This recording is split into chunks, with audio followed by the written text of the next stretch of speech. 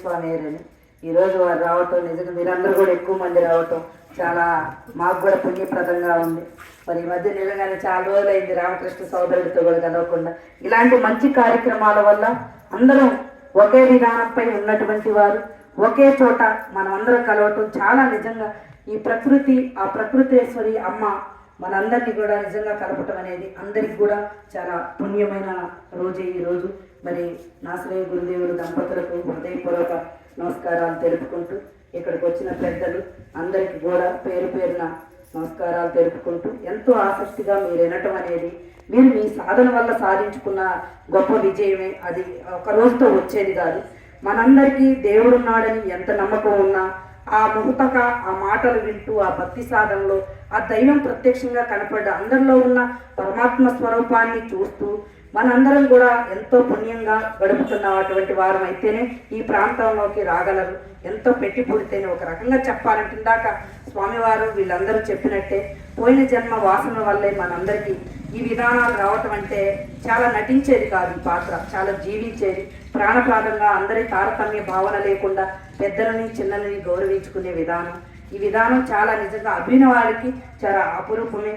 ఆ భగవంతుడు ఆశీస్సులే ఈరోజు మరి అవుతుకున్నారెడ్డి గురుదేవుల వల్ల మనం కలుసుకోవటం అప్పుడప్పుడు కూడా మరి ఈ పీఠాన్ని వారు మహోన్నతంగా నడపటం అందుకు సహకరిస్తున్న మరి తుమ్మలచెరువు గ్రామ ప్రజలు భక్త మహాశయులు చాలామంది వారికి సహకరిస్తున్నారు. ఒకరి వల్ల అయ్యేది కాదు, మీరందరూ సహకరించబట్టే ఇంత మంచి గ్రామంలో ఒక ఆశ్రమం ఉందంటే చాలా మహిమాన్వితంగా అయినటువంటి గ్రామమే ఈ గ్రామం కూడా. భక్తులు చాలా విధానంతో మీరందరూ ఉండటం చాలా అదృష్టంగా ఉంది. నేను నిజంగా ఏదో చెప్పాలని నాకు చాలా తాపత్రయం ఉంటుంది, కానీ ఆ వినే దాంట్లో నాకు ఆ వీడియో తీస్తున్న దాంట్లో మీ అందరి ముఖాలని ఆనందంగా చూస్తున్న దాంట్లోనే నాకు సమయం అంతా చెప్పే టాపిక్ ఏదో ఆలోచించినా కూడా అది మళ్ళీ లైవ్లోకి రావడానికి చాలా కష్టంగా ఉండదు. అంటే సాధన చాలా ముఖ్యం. ఏదో చెయ్యాలంటాం కానీ మన ఇంద్రియాల అదుపులో ఉండాలి, మన కుటుంబ పరిస్థితులు బాగుండాలి, చుట్టూ సమాజ వాతావరణం బాగుండాలంటే మనం నడుచుకుంటూ ఎదుటి వారికి సాయం చేసుకుంటూ ఇందాక సోదరుడు చెప్పినట్టు ప్రేమను పంచితే అది ఖచ్చితంగా తిరిగి వస్తుంది అనేది నేను 4 సంవత్సరాల నుంచి ఈ విధానం తిరుగుతున్నప్పుడు నాకు అనిపిస్తుంది. మనం ఏమి ఇస్తే అది ఖచ్చితంగా తిరిగి వస్తుంది. మనం అమ్మ అంటే మనల్ని ఖచ్చితంగా అమ్మానే పిలుస్తారనేది నాకు అర్థమయ్యి ఇదంతా ఇంకా ఎక్కువ పెరగాలి. అప్పుడున్న మీ జనరేషన్ అందరూ కొంత వయసు పెరిగిపోయి మన కాలగమనంలో ఒక 70 ఏళ్ళు 80 ఏళ్ళు రాగానే అందరం ఆ గమ్యానికి చేరుకున్నప్పుడు మిగతా జనరేషన్ పెరగాలి. కొంత ఈ చదువుల వల్ల ఈ సెల్ ఫోన్ల వల్ల ఈ విధానాల వైపు ఎవరో ముసలోళ్ళే అన్నట్టుంది. కాకపోతే మన పిల్లల్ని కూడా ఈ విధానాల వైపు మన దగ్గర ఉన్నవాళ్ళు ఉద్యోగస్తులంటే వాళ్ళ పాపం రోజు కష్టం ఎక్కువ ఉంటుంది, ఆ విధానాల్లోనే వాళ్ళకి సరిపోయింది. కానీ దేవాలయాలు భక్తులు చాలా విధానం పెరుగుతుంది, కానీ ఈ ఆధ్యాత్మిక జ్ఞానం అనేది అవ్వటం చాలా కష్టం అవుతుంది. మనం చెప్తాం ఈ కాసేపు వింటాం, కానీ మనం 10 వందలు వేసుకుంటే ఒకరికి సాయం చేయొచ్చు. మన గురుబిడ్డల్లో వచ్చినా కూడా కొంతవరకు అది చేయలేకపోతున్నారని నేను కొన్ని చోట్ల చూస్తున్నా. ఒక పాట తక్కువైనా ఇందాక స్వామివారు చెప్పినట్టు పాట ఒకటి తక్కువైనా ఓర్చుకోలేకపోతున్నాం, అతన్ని ఒకసారి పొగిడినా నేను ఓర్చుకోలేకపోతున్నా. అంటే ఈ తారతమ్య భావాలు మనం 30 ఏళ్ళు సాధన చేసినా కూడా మనకి అవి తొలగట్లా. ఒక క్షణం వాళ్ళది వచ్చింది నా శరీర భావన రాలేదనేదే భావాలు పోవట్లేదు. కాబట్టి నిరంతరం ఈ సాధన ద్వారా భక్తి మార్గాల ద్వారా ఇంకా మెరుగ్గా అవ్వాలి. ఎవరు మెరుగు చేసుకుంటే వాళ్ళకే అది అబ్బిద్ది ఖచ్చితంగా. ఇందాక పుణ్యమైన పాపమైన మన జీవన విధానాన్ని బట్టి మనం నడుచుకునే విధానాన్ని బట్టే మనకు ఖచ్చితంగా వస్తుంది. కాబట్టి మీరందరూ కూడా ఇక చాలా విని ఉన్నారు, ఇంకెక్కువ టైం తీసుకోవటం కూడా మంచిది కాదు. కాబట్టి పెద్దలకి ఇక్కడికి వచ్చిన అతి కొద్ది మంది అయినప్పటికీ కూడా మీలో ఆ భావన తరతరాలుగా అన్నట్టు 30 ఏళ్ళ ఆ విధానంలో మీరు ఉండబట్టే ఇంత ఆసక్తిగా మరి అంత వయసులో కూడా వారు కూడా 80 ఏళ్ల వయసులో కూడా వచ్చి 70 ఏళ్ల వయసులో అన్నట్టు మీరు కూర్చొని వినగలుగుతున్నారంటే అది మీ జీవన విధానంలో ఒక మార్గదర్శకంగా చేసుకోబట్టి ఇంత వయసు వచ్చిన ఒక మాట వినాలి. మనకి తెలిసింది ఉన్నప్పటికీ మనం చెప్పలేకపోయినా ఆ చెప్పే వాళ్ళ ద్వారా అనేది మీ అందరూ ఆసక్తిగా వచ్చినందుకు ప్రతి ఒక్కరికి సోదరు అన్నదమ్ములకి మీకు పేరు పేరున ధన్యవాదాలు తెలుపుకుంటూ, ముఖ్యంగా మహిళామతలు కూడా ఏదో మనం ఈ పని ముసలోడు చేసేది అనుకోకుండా కొంత మనం కూడా మంచి విధానంలో మనం నడుచుకుంటూ మన తోటివారు కూడా మనకి అది వస్తుంది. ఇందాక నాశ్రయ గురువు గారు చెప్పినట్టు మనకి ప్రకృతి ఖచ్చితంగా మనం మంచి సంకల్పాలు ఉంటే ఈ రోజు కష్టపడవచ్చు అనుకోవచ్చు, జీవితం ఏంది, మనం ఇన్ని 30 సంవత్సరాలు గుళ్ళకు తిరుగుతున్నాం, భగవంతుడు ఎందుకు మనల్ని కాపాడతలేదనే భావన మీకు ఖచ్చితంగా మీలో నాకు వచ్చినట్టే మీకు కూడా అందరికీ వస్తుంది. కాకపోతే ఇందాక చెప్పినట్లు ఆ జన్మలో మనం చేసుకున్నదే ఖచ్చితంగా ఇప్పుడు వస్తుంది, ఈ జన్మలో చేసుకున్నది కూడా నెక్స్ట్ వస్తుంది. ఇది జన్మ పరంపరలో మాత్రం ఖచ్చితంగా అభూత కల్పనలు అద్భుతాలు మాత్రం ఒక రాత్రికి రాత్రే జరిగేది కాదు. నువ్వు ఏది చేసుకుంటే కష్టపడితే మీకు పొలం పోతే ఆ కూలి వచ్చినట్టు, మనం ఏ పని చేసుకున్నా పని చేసి కష్టపడితే 1 రూపాయి వస్తుంది. ఆధ్యాత్మిక జ్ఞానంలో మనం సంపాదించుకున్న దాంట్లో పావలా ఖర్చు పెడితే ఖచ్చితంగా మీరందరూ జ్ఞానమూర్తులే, అందరూ పరమాత్మ స్వరూపులే. మీలో ఉన్నది అందరూ కూడా ఆ దైవశక్తి మీలో ఉంది, అది కనపడుతుంది. ఎందుకంటే ఇంత టైం ఇచ్చి అందరు మొగతగా ఇంత మంచి మాటలు మీరు వినాలంటే దైవశక్తి మీలో పరమాత్మ స్వరూప భగవంతుడే చెప్తున్నాడు కదా, ప్రతి మనిషిలో ఉన్న పరమాత్మనే.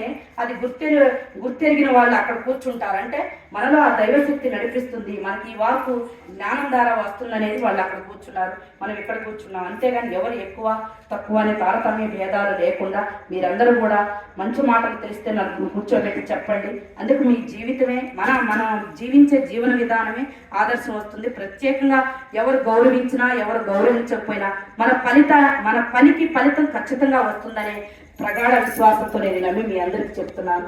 అందరూ కూడా సుభిక్షంగా ఉండాలి. తుమ్మల చెరువు భక్త మహాశయులు చాలా ఏళ్ళుగా మరి వాళ్ళిద్దరికి కూడా ఈ గ్రామంలో ప్రతి ఒక్కరికి మీరు తెలుసు, మీతో గడిపిన వారు ఎప్పుడు అంటారు తుమ్మల చెరువు అనగానే మన భక్తులు మన ఆశ్రయ గురువు గారు 50 మందిని బాగా పిలిస్తే వస్తారు. ఎట్టి భావన తారతమ్య భేదాలు లేకుండా నిన్న కూడా మా గ్రామం వచ్చారు. నిజంగా మేము ఇప్పుడు వాస్తవానికి ఈ రోజు రాలేము, కానీ ఈ రోజు రాలేము. నిజంగా అన్నప్రసాదం చెప్పినట్టు ఒక విషయం చెప్పాలి.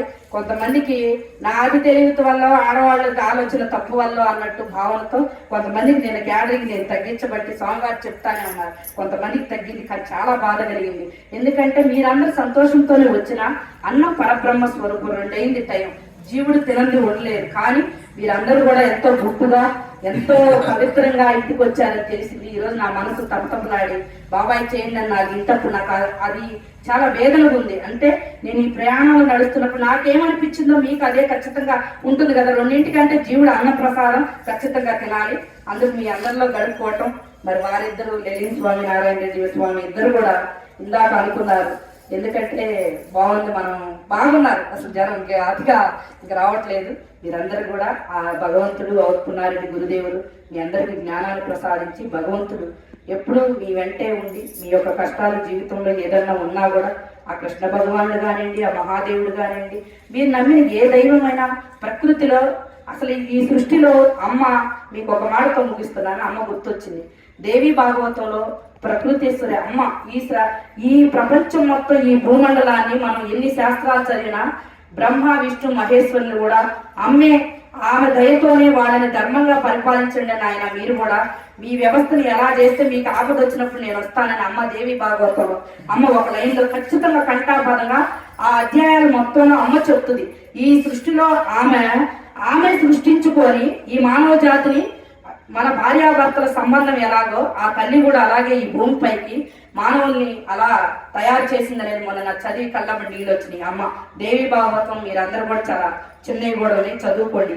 అమ్మ అంటే ఆ శక్తే మనం నడిపిస్తుంది, ఆ శక్తే ఇప్పుడు మనల్ని ఎక్కడ కూర్చోబెట్టింది. ఒకళ్ళు వచ్చి మనకు సహాయం చేసినా ఆ శక్తి వల్లే నడుస్తున్నదని ఎప్పుడు భూమాతకి ఆకాశానికి ఆ తల్లి కనపడదు మనకి. ఆమె ఈ సృష్టిని మొత్తం అందరూ దేవుళ్ళు మన విశ్వాసాన్ని మొత్తం నడిపిస్తే బలమైన శక్తి అమ్మ. ఆ అమ్మ యొక్క అనుగ్రహం మీ గ్రామంపై మెండుగా ఉండాలి. మీ అందరికీ ఆయురారోగ్యాలు ఉండాలని నిండైన మనసుతో కోరుకుంటూ మా కరాలపాడు తరపున అద్దెకి నాంచారం తల్లి తరపున మా యొక్క సద్గురుదేవులు వెంకటకోటి యోగిందుల వారు గురుదేవులు బ్రహ్మ ఋషి, మీకు తెలుసు వారి జీవిత విధానం. వారు కూడా ఈ గ్రామానికి వచ్చి ఉన్న వారని మీరు ఒకసారి చెప్పారు.